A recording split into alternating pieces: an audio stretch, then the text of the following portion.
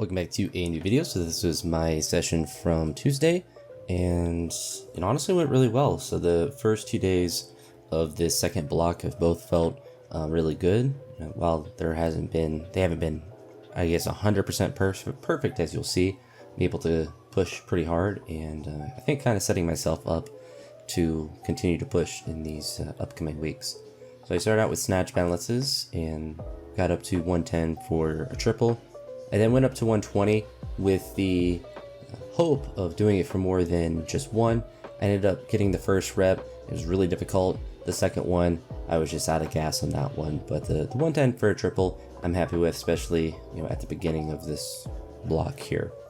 I then moved on to a new exercise. So in the previous little block, it was front squat plus jerk on this day, and I changed it to behind the neck jerks. And really a couple of reasons for that. One, to get a heavier weight above the head in a jerk position, but also to kind of capitalize on the success that I had in the previous 3 weeks with the behind the neck snatch grip push press, or just snatch grip push press. It's naturally going to be behind the neck anyway. But getting up to 155 in that movement kind of showed me that I should be able to push behind the neck jerks pretty hard, because you can not have to, or you don't have to push the bar as high up in theory to do a split jerk as I would with even a snatch grip push press. Although I guess actually that distance would be kind of interesting to think about, because my hands do go out almost to the collar when I'm doing the snatch grip push press, and then with the behind the neck jerks, I try to keep it in a similar position as I would do with the jerk. So I suppose that is one kind of general recommendation I'd make with those, is try to mimic, because you can kind of, I don't want to say cheat the movement, because you still have to get it above your head and whatnot, but when it's behind your neck, it's a little bit easier to have your hands a little bit wider. So I try to really not necessarily force myself to have it like particularly narrow, but just try to have it in the same position as I would in the jerk, just to get as much of that carryover as I can. When I did that 155 there, I was like, that felt really easy, and I hadn't done a behind the neck jerk in a little while. And then you see there, that was actually my second miss. So this is the make I had. That miss that you saw, for whatever reason, I guess I just forgot to record or didn't record the first attempt, which was, or is first or second. So I actually forget whether that was the first or second miss, but I missed 165 twice and was able to make it on the third. When I made that 155, I really wanted just to go to 170, but I knew, because I've done 165 then behind the neck jerk before, but not for a very long time. So I knew it's like, I just need to hit this. It's the beginning of this little block here. So if I can consistently get 155 and then make that jump to 165 and not obviously miss it 3 times, but make it the first time, then I'm going to set myself up really well to be able to try 170. And I think, I'm not obviously on this day close to that, but I'm relatively close to that. And then with the pause front squats, you saw there, I did regular reps until the 180.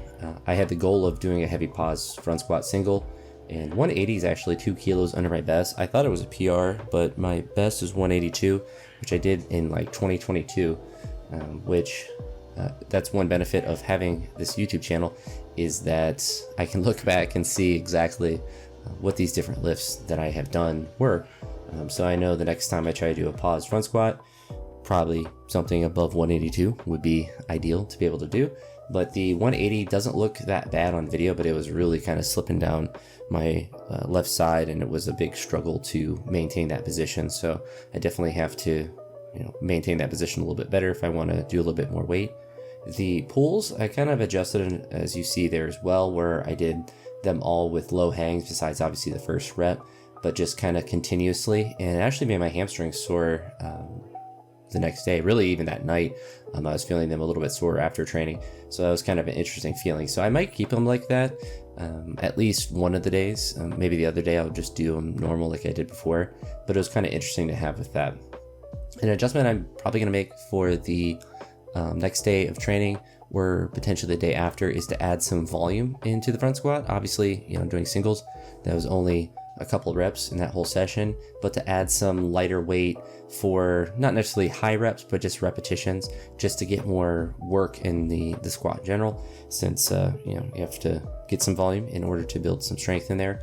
But with stuff like the behind the neck jerks, like I don't necessarily think I'm going to be adding a lot of volume in for those, but part of me thinks that if I got the blocks out, then it'll be a little bit easier to get some volume in. But I don't know. We'll see how, mentally I want to how I feel about getting the blocks out and then putting them away within a session, because it is all of the blocks to do those.